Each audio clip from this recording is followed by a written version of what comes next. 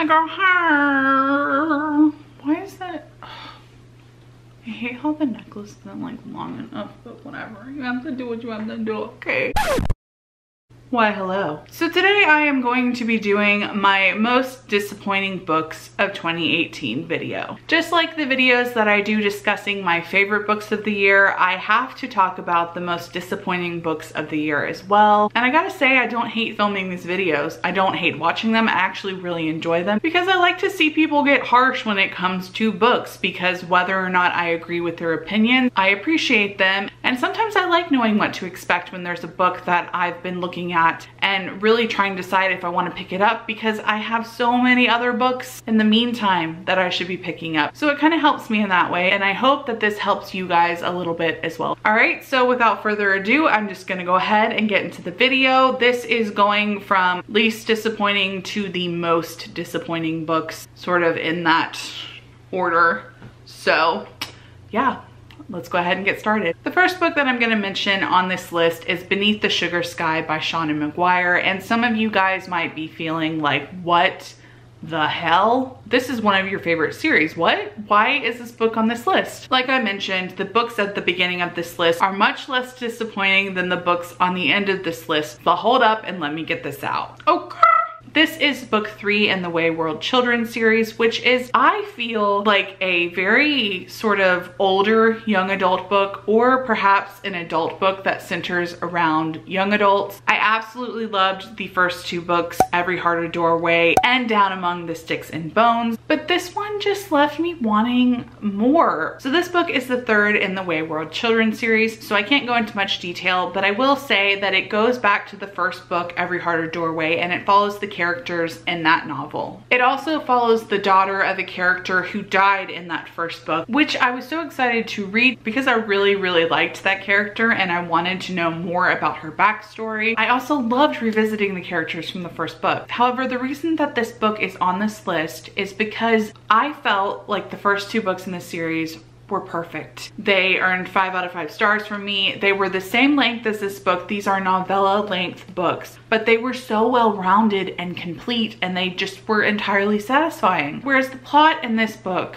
just felt way too easy and it moved way too fast, and I just felt like it was incomplete in comparison to the other 2, and I just didn't enjoy it as much. However, like I said, I still gave it a 4 out of 5 stars. This is by no means a bad book at all. I'm definitely gonna read it again, and maybe I'll even have different thoughts about it then, but for now, this is just my least favorite in a series that I love. And I just felt like I needed to mention it because of how excited I was about this book and how let down I ended up being. The next book on my list is Lady Midnight by Cassandra Clare. This is the first book in the Dark Artifices series, and before you guys all freak out on me, again, I have to say, this book is not horrible, but it was nothing like what I was expecting. So I have read all the books in the Infernal Devices series, which is a prequel to this series, and then also the Mortal Instruments series, which is another prequel to this series. So I was ready to finally read this new installment in the Shadowhunter universe. And this book was so hyped because so many people were saying that it was superior to the other series, that the writing, that the world building, that Cassandra Clare's ability to write was just so much better than it had been in previous series. So I was ready, I was pumped. I was like, okay, yes, I'm so ready for this. But I could not disagree more with the people who feel that way about this book, because to me, it didn't seem better than the previous series, not in writing terms, not in world building terms, not in character terms. Having said that, I did recently read Lord of Shadows, the 2nd book in this trilogy, and I liked it much more. But overall, I still feel like my favorite characters are from the Mortal Instruments series, which is the series prior to this series. And I still don't entirely understand the hype surrounding this trilogy. Having said that, like I said, I really did enjoy the 2nd book much more than the first, and I have the 3rd book, which is the first book I'm going to be reading in January, so maybe my opinion will change about this series. We'll just have to wait and see. The next book on this list is Restore Me by Tahereh Mafi, and this is the 4th book in the Shatter Me series, which was previously a trilogy in which came out a few years ago, and then there was a a lapse in time where everyone thought it was complete. And then Tahara Mafi, I think, announced in 2016 or 2017 that she was continuing on with this series. Needless to say, I did enjoy the Shatter Me trilogy. I didn't love the first book, but from the second book onward, I did really enjoy it. And I even reread the trilogy to be prepared for this book. But this book let me down so hard. I felt like Tahara Mafi had been out of this world for way too long. And I felt like just going back into it, she really needed to do her research and prepare herself and get back into these characters' shoes, so to speak, because I just felt so disconnected from pretty much all of them. That was what hurt me the most about this book, but also the plot. I didn't care for it, and I actually disliked it so much. I gave it 2 stars and am considering just being done with the series, but I do want to see how it ends. At the same time, I kind of just wish it had ended the way she had originally written it. The next book on my list is The Cabin at the End of the World by Paul Tremblay. Paul Tremblay actually wrote one of my favorite books of 2018, which is why this one was so disappointing to me. The story is an adult suspense novel, and it was marketed more as a horror novel, so that was one reason why I was kind of like,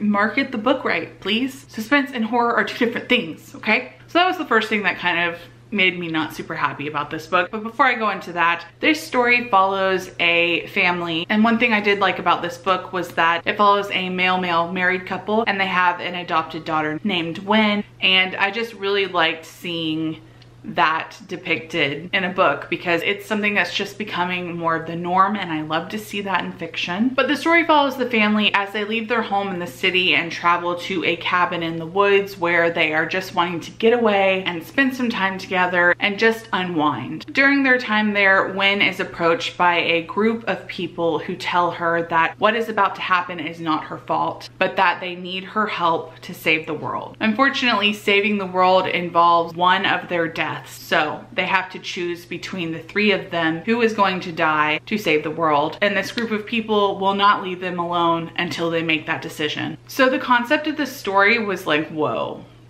for real? That's insane. Home invasion is a truly scary thing. And the whole concept of choosing between your loved ones to save the world, it's out there, it's crazy. And I was waiting for an explanation that never came. So that's why I ended up giving this book 3 out of 5 stars, which to me is just like, meh, I'll take it or leave it. If I didn't love Paul Tremblay's writing as much as I do, I would probably get rid of this book, but I want it on my shelf with the rest of my Paul Tremblay books. The next book on my list is Foe by Ian Reid, and this is a second novel that Ian Reid has written. The first being his debut, I'm Thinking of Ending Things, which I absolutely loved. So I was so excited to read this book. I contacted the publisher and low-key harassed her because I was like, are there arcs yet? Are there arcs yet? Can I get an arc? So I did, and I was so excited. This is an adult sort of sci-fi / dystopian novel, and I was so excited about it because it was so vague in its synopsis. It basically follows a married couple who are approached one day by a man who tells them that the husband is going to come with him to be a part of an experiment.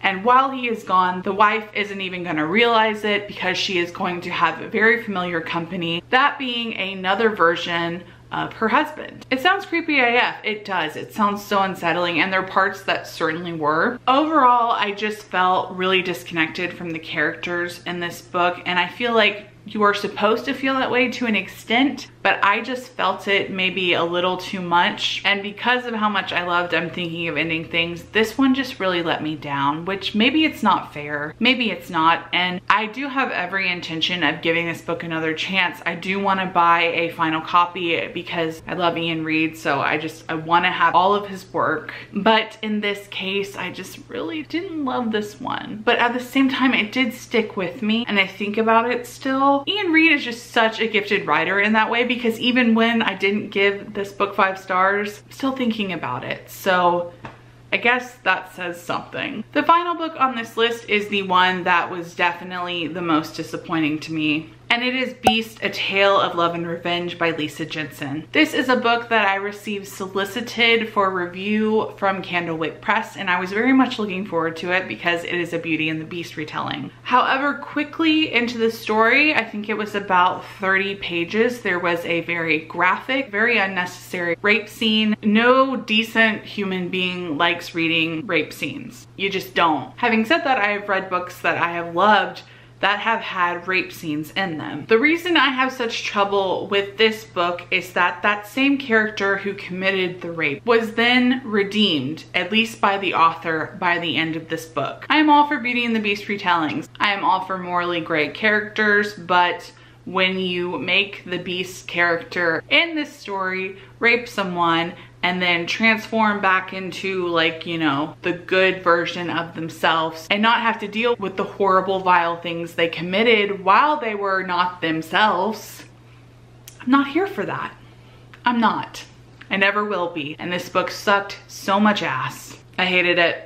I gave it 1 star because you have to give a star rating on Goodreads, I think, to submit a book review. If you don't, correct me and I will go back and give that book a 0 stars because it sucks so bad. In the comments below, I would love for you guys to let me know if you have read any of these books and what you thought about them, whether you liked them or whether you didn't like them. You know I just want to get discussions going. I want to talk about all of the feels, so let's do that down below. I would also love to know what your most disappointing reads of 2018 are, because again, like I said, I love watching these types of videos. If you have made one of these videos, please link me below. I would love to just have more information on books that I'm interested in reading. I want to know all about it. The good, the bad, and the ugly. Stay tuned because I'm going to be uploading my favorite books of 2018 video next. I figured I would start with the sour and end with the sweet. So yes, we will talk about that in the next video. Alright guys, so that's all for this video. I hope that you enjoyed it and I will see you in my next one.